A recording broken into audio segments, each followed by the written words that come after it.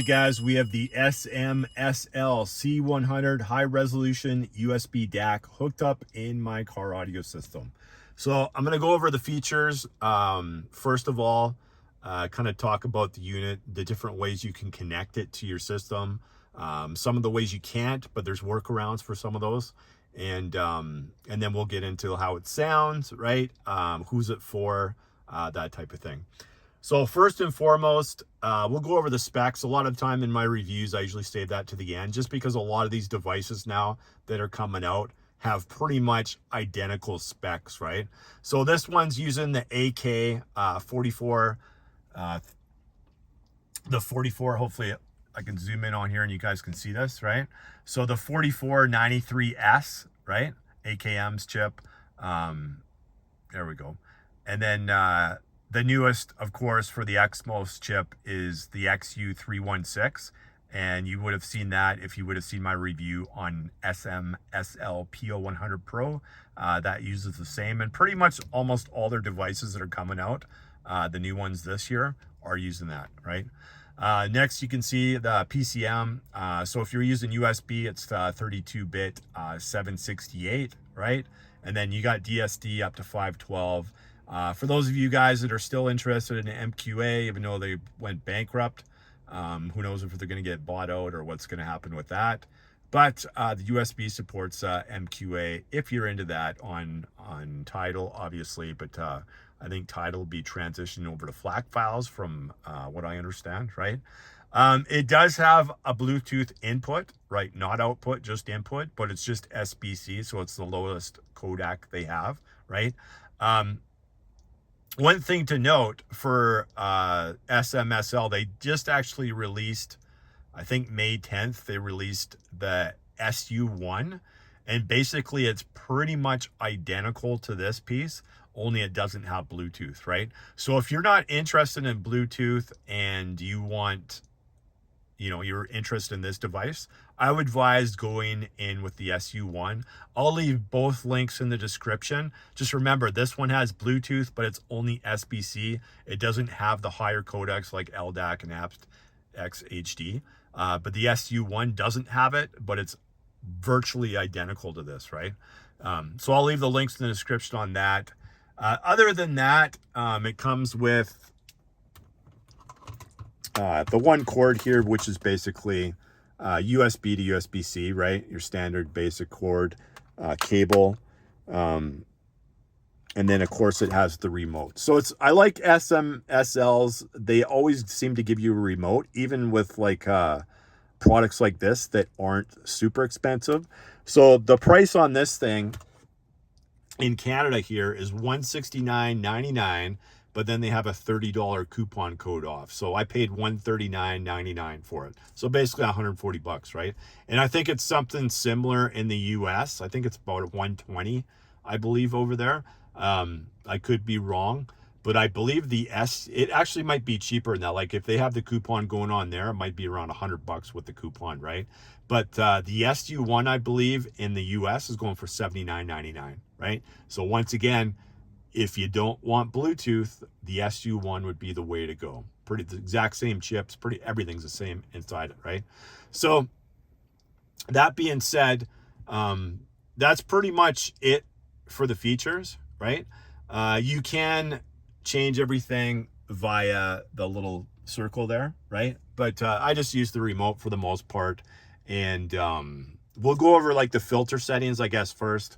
So I can actually just switch it on here right now. You can change the color of this too, but for now we'll go, so right now it's hooked up via USB, right? So I can change it, as you can see right here, I just push the center button to bring this up like that. If I want to cycle it, I use the center button. You can see I have it on filter 3 right now. So if you go over the filters, filter 1 is like a sharp roll off, right? So let's go back onto that. So filter 1, sharp roll off. We got filter 2 is like the slow roll off. Filter 3, which is the one that I recommend that I have it on, is the short delay, sharp roll off, right? And then filter 4, we got a short delay, slow roll off. Filter 5 is a super slow roll off.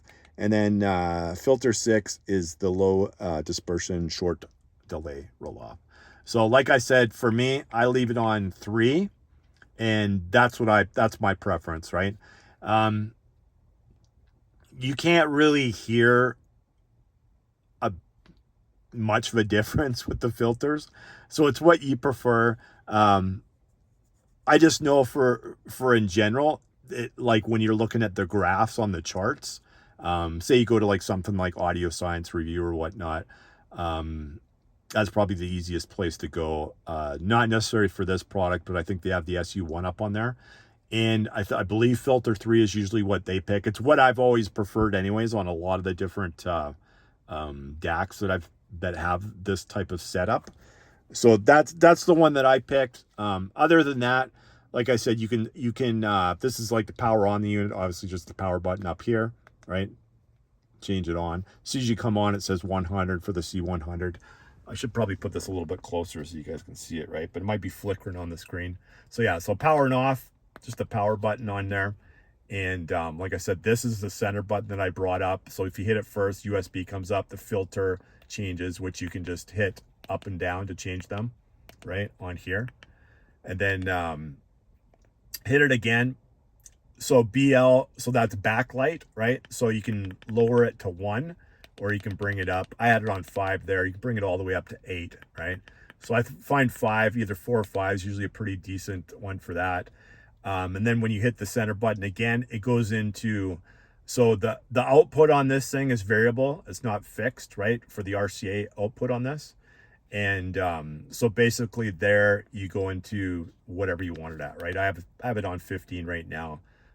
You could max this out and then set your game on your amplifier depending on how you have it set up. For me, like I said, mine's going into my DSP, so I have all my input gains already set up on there.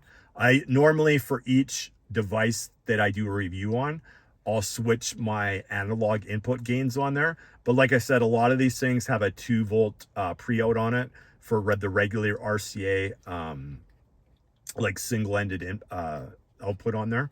And then if you're using balanced, this isn't balanced, but if you're using balanced, most of them are like 4 volts, right? For the most part. If it isn't, then I got to go back there and switch my input gains on my actual DSP, right? So other than that, that's pretty much it on there. You can go, once you go into here, into the DSP, you can go up or down, or I said, sorry, on the USB. Now I can use these to go up and down. That's going to be your optical input, right? And then your coax input. So when we use the S.M.S.L PO100 Pro with this, that's where I went onto that, and I used coaxial and I used optical right there on those settings, right? So that's pretty much it. That's all the settings that this has. Basically, here's the back of the unit. I'm not going to turn this one around. I'll just show it to you on the screen on here, right? So there's the back of it. Right, like I said, it only has the RCA outputs, and it's not fixed, it's variable. Like I said, you can adjust the volume on there. And there's your coaxial input beside that, your optical input beside that. The Bluetooth, you can see the antenna right there. That comes with the unit, comes separate, so you can attach it or you can leave it off depending on what you preferences. And then we have the USB-C input there, right? So how to hook this up. So right now, as you're seeing right now, we have the iPad Mini 6. So you can use whatever iPad you want. If you have an Android tablet, it's going to work the exact same way. I'm not using the cable that came with it, right? I'm using Apple's USB-C to USB-C cable. That goes right into this unit, and it powers the unit, right? So what doesn't work with the unit, and I'll tell you workaround is your iPhone. You know what I mean? So most people that are going to use something like this, they're going to want to use their iPhone with it, right? So iPhone doesn't work. I didn't test it with an Android phone, but obviously if iPhone doesn't work, chances are the Android phone isn't going to work either.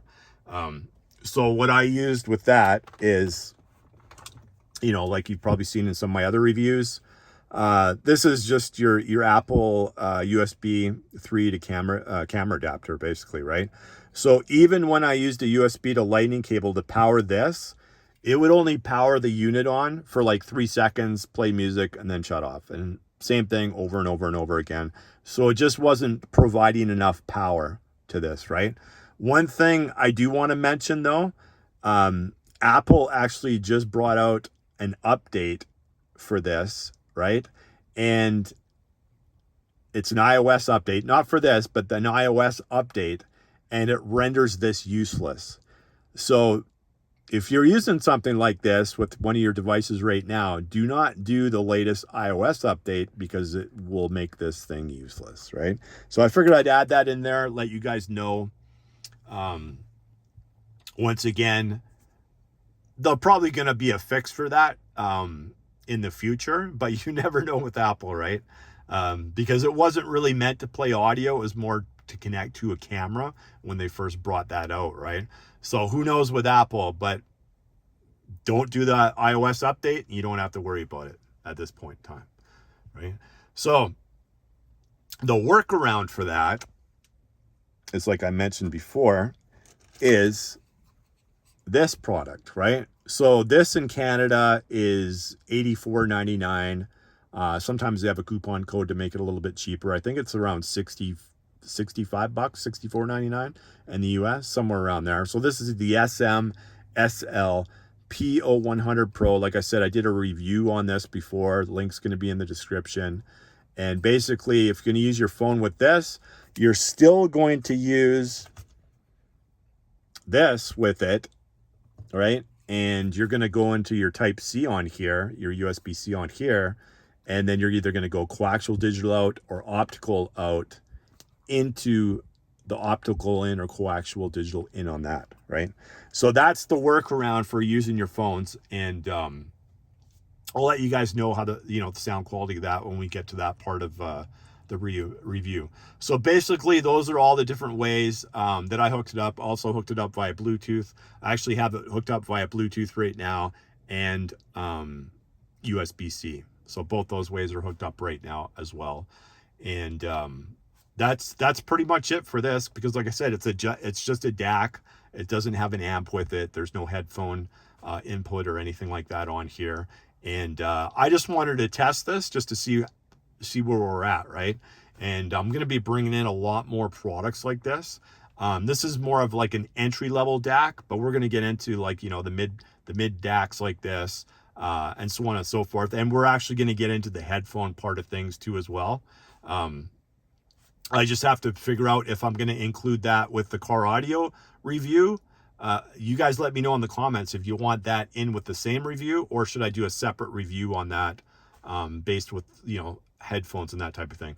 Obviously, this product, you need an amp to go with it if you're going to test it with headphones, right? But I haven't figured out how I'm going to do that. If I'm just going to do all in one, maybe I'll just do it all in one, right? Because there's nobody else out there that's kind of really giving you guys the whole lowdown on car audio stuff. And I've already tested 3 or 4 different units already in my vehicle. I just didn't have time to do the reviews on that, because for those of you guys that don't know, and actually this is the first day I've been able to come out in my vehicle and it's not smoke everywhere because of all the wildfires that happened in Alberta, right? So the wildfires have been crazy this year, starting like 2 weeks ago. So basically 2 weeks, I didn't even want to come out. I just stayed in my home, right? Because the smoke was like terrible, because all the fires were like less than an hour away from like where I live and whatnot. So today is actually the first time there's a little bit of a blue sky, and it's a little bit cloudy today too as well. But before that, all smoke out here. You didn't want to go outside because the air quality was terrible, right? But yeah, I've already hooked up quite a few of these different DACs and amp DACs in my vehicle, and you're going to be seeing the reviews of those coming out hopefully as soon as possible, right? But yeah, sorry it's a little bit bright today, but I wanted to get this out just because, like I said, it's probably like 2 weeks behind of when this review should have came out. So we kind of went over the specs. We went over how to hook this up, the different ways around hooking your phone up, your Android phone, that type of thing. Now we're going to get into the sound quality of this, right? And basically who it's for, right? So for me, I have a Helix DSP Ultra. It's a pretty high-end DSP. It's got a fairly high-end DAC in it too as well, right? Well, DACs in it. So for me, I would say a product like this would probably be for somebody that had, like, say, a DSR1 DSP or a Dayton Audio DSP, or something maybe a little bit more expensive than that. I would say mid-level DSP and down, right? And when I say mid-level DSP, and I have to remember because a lot of you guys are from the States too, I'd say probably around like the $400 range and down for a DSP if you wanted to improve the sound, right, of your vehicle. For those of you guys that out there that say you have like a Helix DSP 0.3S, right, or you have like basically anything higher than that, I would, like, if you had a matched DSP, then maybe, you know what I mean? Then possibly something like this would work with that, and it might improve the sound. But I would say more along the lines of a DSR1, a Dayton Audio DSP, anything that's kind of like your budget entry-level DSP. I think this would improve the sound with it. And everybody always asks, not everybody, but there's a lot of people out there that asked about multiple conversions, right? So ever since the DSPs have been out and people are having, they're replacing, say, their head unit, even though I say go for a DAP, and I might be changing that in the future, right? Some of the things I've been testing lately. I always tell people go with the DAP instead of replacing their head unit in their new vehicle. If you got an old vehicle, then it's a different story. I would still go with the DAP route rather than a head unit, right? But it's your preference on what you want. I think sound quality wise, a DAP's always going to beat any of the head units, even if you go into the higher end like Sony 95 ES or the 9000 ES, which is like their newer one, right? The little brother from the 9500. I still think if you're going to go into I'd say $1,000 or more DAP, I think you're still going to beat that on sound quality, right? So it just depends on if the features that you want, right? But I think in general, somebody that's going to be running like a head unit or something like that, and you have a DSP, you're always going to be doing multiple conversions, right? Always.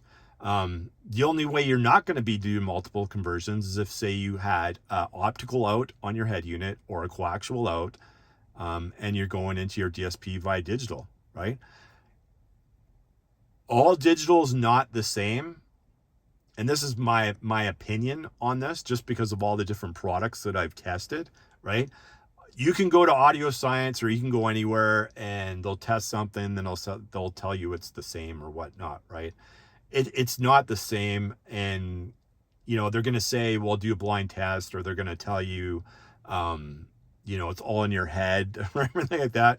When I test my equipment, it's really easy to test equipment in your vehicle, especially if you have a DSP, right? Because you can bring up the internal RTA and whatnot on it, and you can see the changes for yourself, right? You can level match things. You can do pretty much anything you want to do with the DSP, right? With the Helix DSPs anyways. So when things are level matched and you can hear the difference, and then you can see the difference on the graph, it's different, right? There's no need for a blind test to be done. If you can see it with your eyes, you can see it and you can hear it. There's no need for it, right? But long story short, don't worry about multiple conversions. If you're doing 3 conversions or 4 conversions, yeah, obviously the sound's going to get degraded.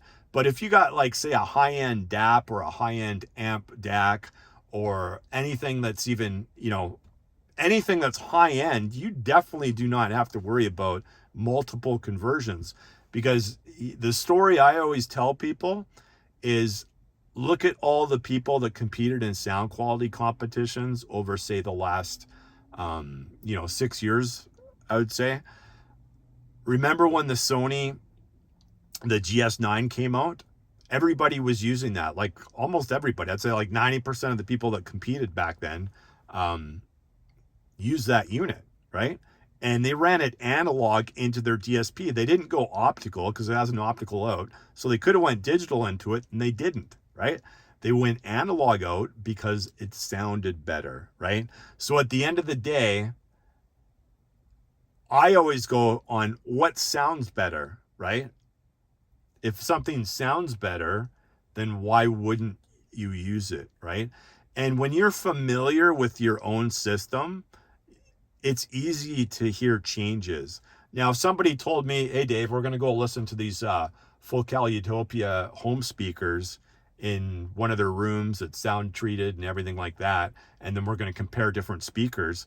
Well, I'm not used to that environment or those speakers, so it might be difficult for me to pick out what's what in that room. But give me a few weeks with that system, and I will be able to, right? There's certain things that you can listen to.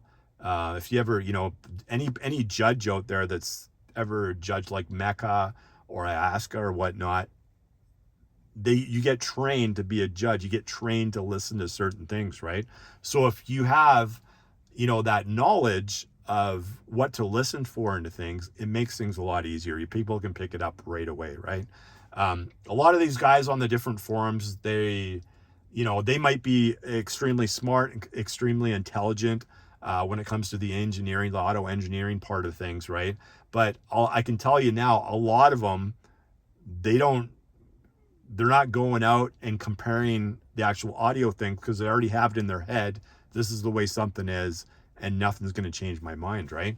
And that's fine, right? I never tried to change anybody's perspective on anything, right? I just know sitting in my car, I know my car. I've had this system set up for like 2 years. The only changes I've made, I went from like the FiiO M11, right? To an M11 Plus LTD to a FiiO M17, right? And that was kind of like the end game DAP at that point in time. But that being said, I never tested any of these type of units in my vehicle. And this is just an entry-level DAC. But like I said, I've have other things that I've already tested now since then. And well, you guys just wait for the videos to come out, right? But the whole point of that, the whole process of conversions, don't worry about that. You're always going to have people that say, go straight digital. And there's nothing wrong with that. You know what? You'll have zero noise in your system if you go optical in or coaxial digital in. Well, you shouldn't have anyways, right? And it's great. If you're using a Helix DSP Ultra, you go from 111 signal to noise ratio to 117, right? So why wouldn't you want that extra 6 dB? Are you going to hear it? Maybe, possibly, right? But everybody's different. Everybody hears things different. And as you get older, you kind of lose a little bit of your hearing frequencies anyways, right? For the most part. But it's all in your mind a lot of the time for things anyways. You want the best of whatever you can afford, right? And that's kind of me with my channel is we're going to test things that are like entry level. And then we're going to test things like the M17, which was like FiiO's most expensive DAP, right? And we'll get into the mid-range stuff as well. But now we're going to start getting into some of these products, right, as well, because I want to test them. I'm curious to see, maybe we bring in the S.M.S.L SU10, right? That's the highest rated thing on Audio Science right now. It's got the highest, the marks, right, out of all the DACs he's ever tested. So maybe we bring in something like that, right? Or other pieces of equipment that are similar to that in different price ranges. So anyways, I figured I'd include that into this video. I know it's difficult because like people are, they don't watch every single video, and you might include something in one video and then they go watch another video and then they'll bring it up about multiple conversions or whatnot. Like to me, I could care less about that. It's not like I'm not converting things 3 times, 4 times, 5 times, 6 times and degrading the sound. Once, if I'm using something better as the source, than possibly what my DSP is, right? And the Helix DSP Ultra is excellent, but there's still other products out there that you could put as your source that could be better sounding than that might improve your sound. And sometimes just changing the sound too as well, you might like that better, right? So anyways, we've talked about that enough. I've included that in this video just to let you guys know, because once again, right here, we're doing multiple conversions, right? We're going to be doing the conversion in here, and then that's going to go into the Helix DSP Ultra via the analog inputs, and it's going to be doing the conversion in there as well, right? So 2 conversions, not a big deal. If you think it is, then don't do it in your system, right? And like I said, this would be more of something, am I going to use this with my Helix DSP Ultra? Probably not, but it's still a decent piece. And now we'll get into the sound quality part of this, right? So I found the overall tonality to this to be pretty neutral throughout pretty much all the frequencies, right? So your bass, and I'm going to include this too. Most of the products that I've been testing lately, they're really good, right? Like even the entry level pieces that are coming out from some of these companies like Topping, S.M.S.L, you name it. Some of these entry level pieces are really good, right? And you can put together an excellent budget system with some of these products, right? Even like Fuzzy Audio. If you haven't seen the review I did on that, on their gaming DAC, the K5 Pro, it's excellent for the price, right? So this is another one of those pieces of equipment it's really good for the price. And then I've seen like comments on people. It's like, well, you know, it's the new greatest thing. Everybody says, reviewer says everything that comes out is great. Well, it's because not everything is great, but things just keep on getting better. I think it's going to slow down a little bit because you can only go so high. And these guys have been, you know, Topping, S.M.S.L, name some other companies out there. Even like FiiO is kind of like slowed down a little bit with their products. Sometimes you get products that go backwards. And I think FiiO brought out a couple of them lately, the M11S, and even though I haven't tested the M15S, I think those 2 products I would hold off on because I think they're kind of going backwards, right? When some things that are better on the previous DAPs, they sound better on the previous DAPs than the new ones, right? Even though I haven't tested the M15S, so this is more for the M11S. The coaxial digital output was better on the M11 than it was on the M11S, right? And it was by quite a bit. It wasn't a small margin. So some things don't necessarily always get better, but I noticed with some of these products, they have been getting better, right? And that's why I brought them in to do reviews, right? So sound quality for something like this, for the bass, like the bass is pretty tight, pretty clean. Like I said, I used filter 3 on here, and overall I was pretty happy with the bass on this, right? And like I said, I usually compare it to you know, Apple CarPlay with optical into my system. That's kind of like the midpoint of my system, right? It sounds excellent.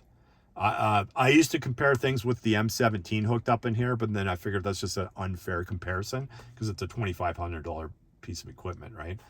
This I compared, it's a digital signal going into my system when I'm using CarPlay. So it's like, that's what I'm going to compare things to now, because people are going to have that when they get their systems. They're going to have CarPlay hooked up in there, right? Not everybody's going to have a digital connection to it. So that you got to take that into consideration too as well, right? So for me, does it improve the sound over me using CarPlay? For this unit, it was close, right? It was really close, and the sound signature changed, but for the most part, it was fairly neutral, this device. And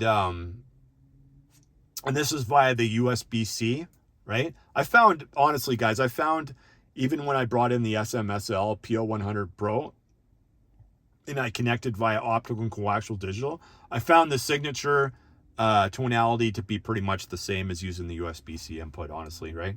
So either way you do it, you're probably going to get pretty much the same sound out of this device. But overall, like I said, the bass is, it wasn't muddy at all. And honestly, most of the products I've been testing, even if it's like entry level, you don't really get that muddy bass anymore now, right? Some of the older products, yes. Nowadays, it doesn't seem like it does, right? So it was tight, neutral sounding. It definitely wasn't giving you extra bass, you know, like some products do. It was fairly neutral all the way around. And then transitioning into the mid bass, it had the same characteristics as the bass, right? Pretty tight, pretty neutral. It wasn't giving you anything extra, or it wasn't taking anything away from it, right? And then when we get into the mids is what I noticed the most with this product, right? I actually really like the mids out of this device. The female vocals and the male vocals both sounded excellent, right? But I found with this unit, when you really cranked it up, the mids would be a little bit sharp on the sharpness side, but it was smooth. Like I'd say, like when you get into maybe like 60% volume, once you get into like say 75, 80 and higher, that's when I found like it was a little bit sharp, right? But at the medium volume, at like, you know, I listen to my stuff pretty loud, right? So I listen to almost everything as pretty much as loud as it's going to go a lot of the time when I'm listening to music, right? That's why I built my system the way it is, right? I like loud, clean sound, right? With good recordings. But that's the only kind of negative I would say for this unit. It was just a little bit on the sharp side, and not with all the music, just some music. Some of the recordings I found was just a little bit on the sharp side for the mid-range part of it, right? And as we got into the highs weren't as bad, because a lot of the time that's where you notice the sharpness is in the highs. With this product, I found that it you didn't notice it in the highs. It was more in the mids, the little bit of the sharpness that I found in this product, right? But overall, did it improve my sound over just listening to CarPlay? I would say a little bit in that volume range, right? Because I can crank up CarPlay and I don't get that little bit of sharpness in the mids. Sometimes with CarPlay, I'll get a little bit of sharpness in the highs, but that's more the GB10 tweeters. They're a little bit on the depending on what music it is, right? It's not like every song you play is like that, but sometimes if you listen to say some of the 60s or 70s music whatnot, some of that stuff's not the greatest recording, so sometimes it'll be a little bit sharp, because a lot of people refer to the GB10s, sometimes they say it's a little bit on the sharp side, but I don't really notice that unless it's like older music, right? But overall, for my system, I wouldn't keep this product for me, but I have a Helix DSP Ultra, right? Like I said, if I had like a DSR1 or a Dayton Audio DSP or something along those lines, then yeah, for sure I would add this to it, right? And like I said, these are available on Amazon. It's easy to bring something like this and test it in your vehicle. Just remember when you're testing these products to set your inputs correctly. You can't just buy a device like this and slap it into your vehicle and it's going to sound great. You have to adjust the gains. You have to consider this like a source unit, right? Because basically your phone or your Apple iPad is going to go into this, and that's going to be your source, right? And then that goes back into your DSP. So you have to make sure your analog gains are set correctly for this device, right? And guys, I can't go over everybody's system's going to be totally different than mine, right? If you have the exact same system as me, I could give you the exact you know, everything to a T on how I have mine set up, but yours is going to be completely different than me. Different amps, different speakers, different DSP, different everything. So in the comments section, I don't mind you guys asking me questions about the products and stuff like that, but I cannot set up your system for you through the comments section of YouTube, right? It ain't gonna happen. But yeah, for overall, I was pretty impressed with this product, and I brought in some other products out of the same brand because I was really impressed. To me, I always like to get like an entry level product just to see where it's at, right? And the other thing I actually forgot to mention at the start of the video, and I don't know if you guys, you know, really care about this, but when I'm testing products, I always use either Apple Music, which you see right here.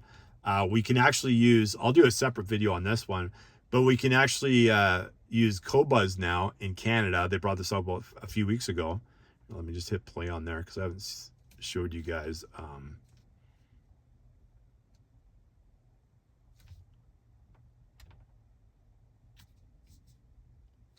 Actually, I don't have this. I don't have that hooked up right now.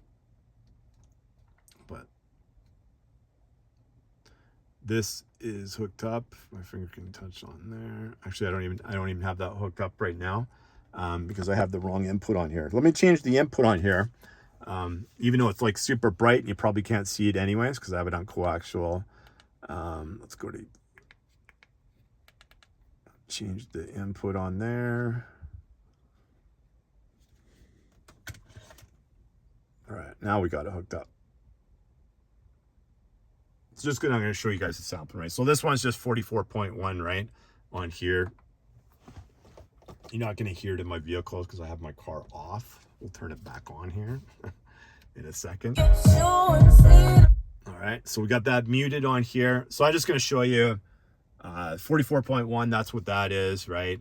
We'll go into something that's 192. Here we go. Some Coldplay's 192. You can see it switched over to 192, right? So I didn't show you guys. I should have showed you guys this at the very start, but I'm showing it to you now, right? So I use Apple Music. Like I said, Qobuz is available now. This should be working now. I just had it off for a bit.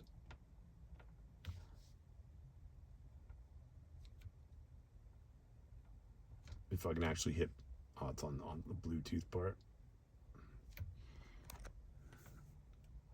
So, oh yeah, because I have Bluetooth hooked up on here too as well. Because I connected it via Bluetooth and analog, but there you go. You can see it's switched over now.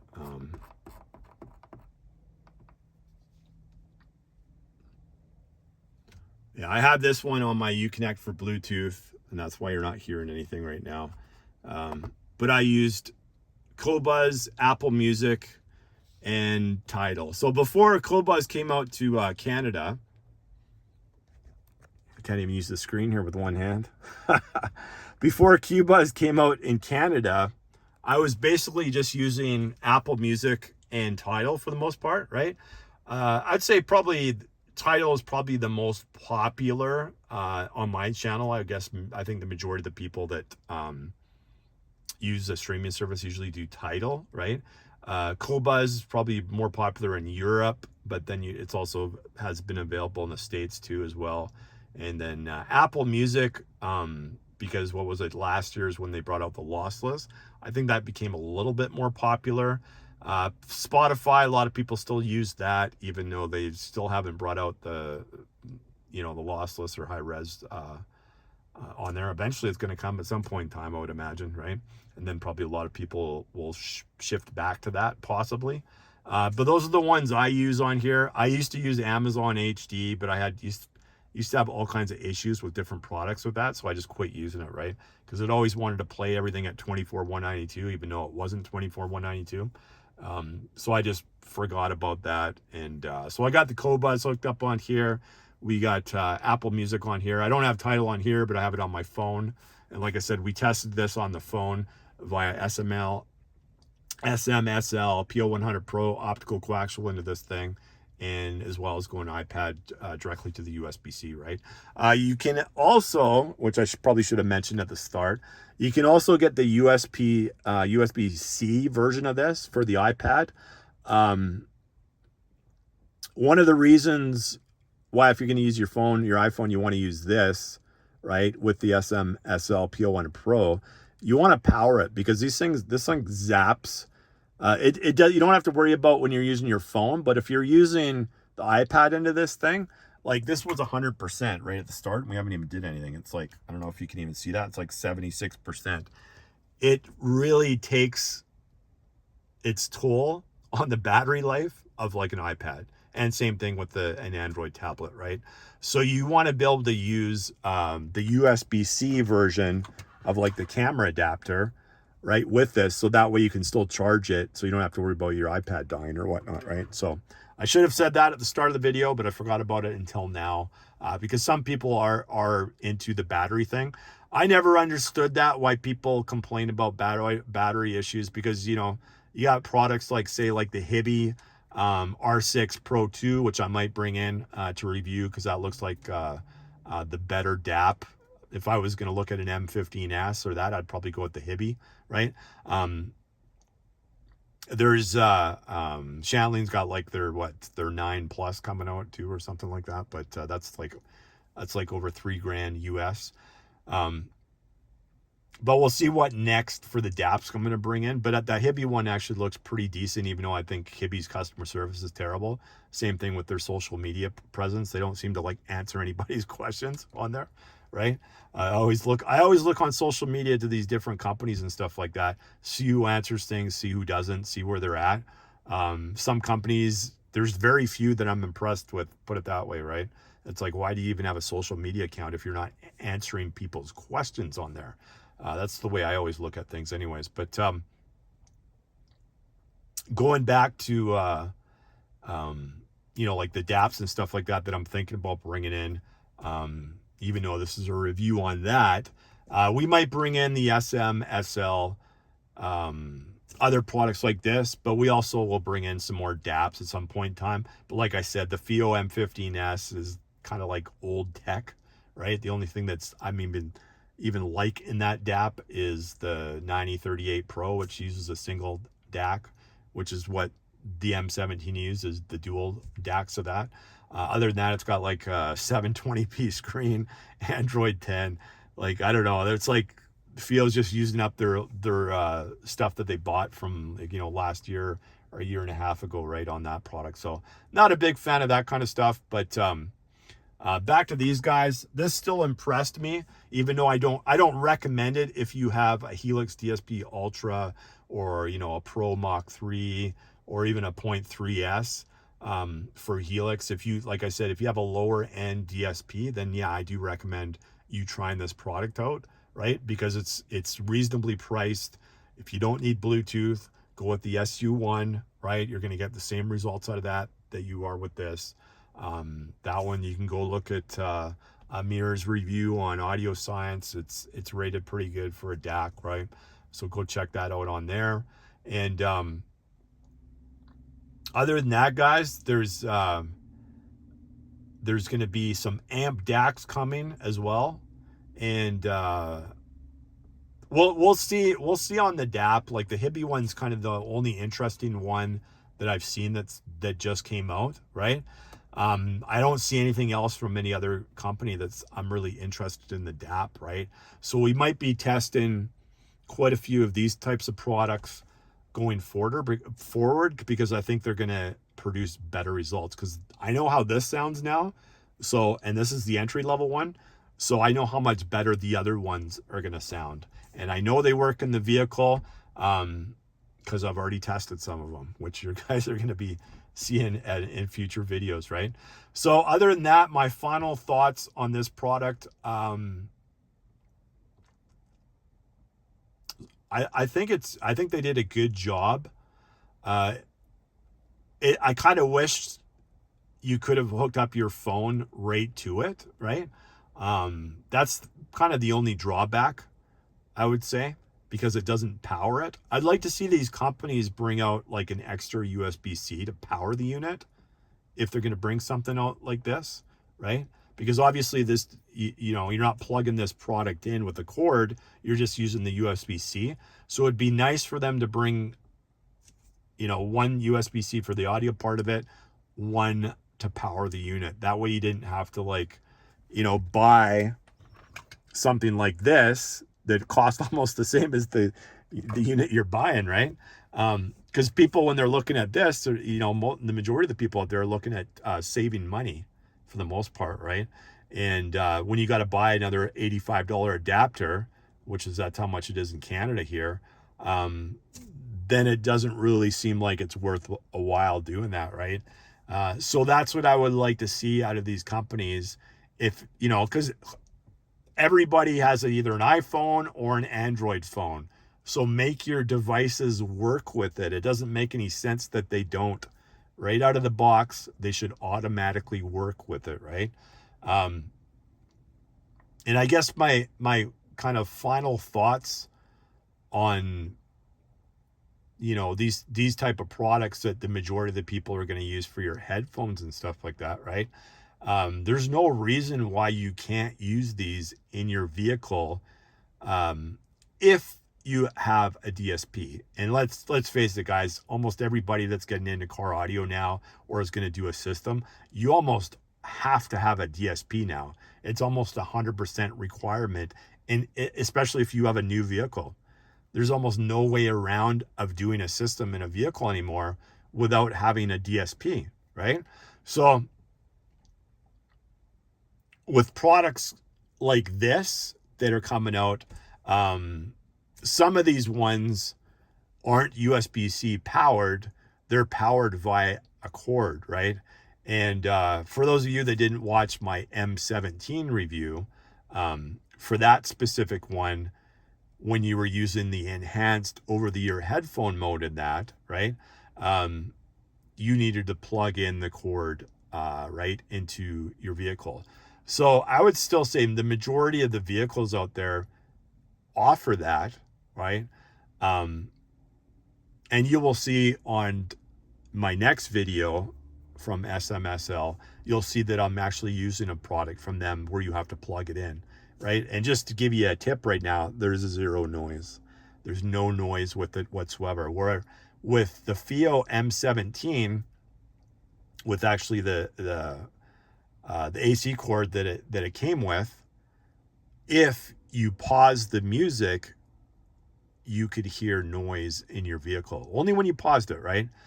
So obviously some ground loop noise and whatever got in with that, right? But if you're just playing music or whatever, you never really heard anything, or at least I didn't in my vehicle, right? But everybody's vehicles are going to be a little bit different too. But just to let you guys know, the next product that I review by these guys, I plugged it into my vehicle and zero noise whatsoever. Didn't mind if I paused the track or whatever, there was no noise ever at all in the vehicle, right? So I was really happy about that, because I was kind of like, when I tested this guy, I was like, okay, well, what's going to happen when I, you know, use another one of these that I have to plug into the vehicle, right? Because the last thing you want to do is buy a product and there's no point doing a car audio review on it if it's just going to be noisy, right? So I was really excited when I tested out the next product that you're going to see.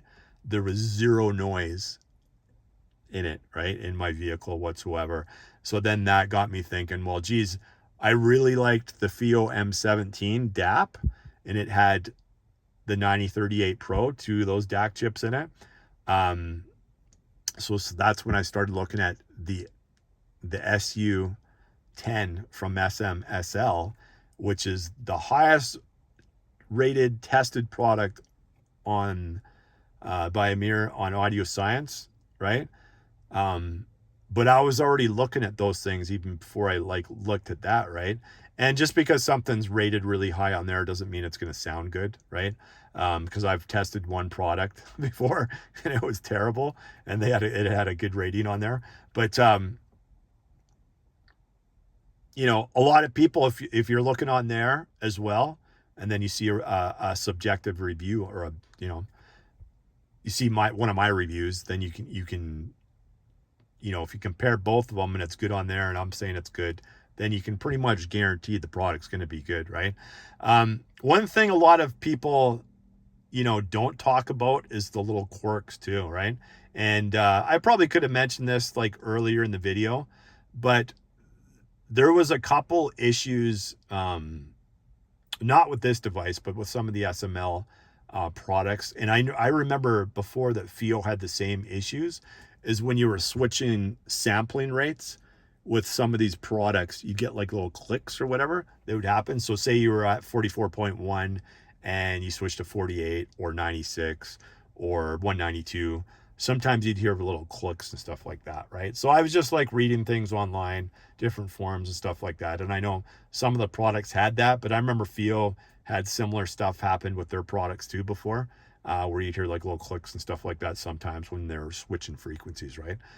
People that listen to whole albums and whatnot, you're never gonna notice that. It's only when it's, say you got it on like something like I got it on, where it's all different songs, and then one goes into another, and it's like 48, and then it goes into like 96 or whatnot. That's when you used to be able to hear it, right? So we'll see what happens in the future on some of these ones I test, right? I'll let you guys know which ones do that, just so because some people, there's just certain things they just can't tolerate. It doesn't matter how good something sounds. If it's got like little quirks and stuff like that in there, they just don't want to have anything to do with it, right? So I'll let you guys know. I never really noticed it as much with this product, switching sampling rates on here, but this one's been out for a while too as well, so maybe I got one with the proper firmware update, who knows, right? But I know with some of the other products there is firmware updates for them, right? So I'll let you guys know in the videos if there's any issues, if the firmware updates have fixed it. Obviously, if it's a brand new product and I'm doing the review on it, we're not going to know, right? I'll let you know about the issues, but chances are there probably wouldn't be a fix until later on, right? That's the only problem with reviewers reviewing something instantly. You want to do that because more people are going to watch your videos, but if you wait a little bit, usually there's patches that come down. Like FiiO used to have a ton of different like updates and whatnot. Sometimes they took a long time to come out, right? But usually if there was anything drastic, they would usually bring out something right away, and then some of the other ones you have to wait for a while, right? But anyways, that's pretty much it. The SMSL C100, I think overall I recommend the product. It's just, if you got a higher end DSP, don't bother going with something like this. Stay tuned to my other reviews, because the next thing that I'm reviewing you might want to go with, right? So other than that, guys, hopefully you enjoyed the review. If you did, like the video.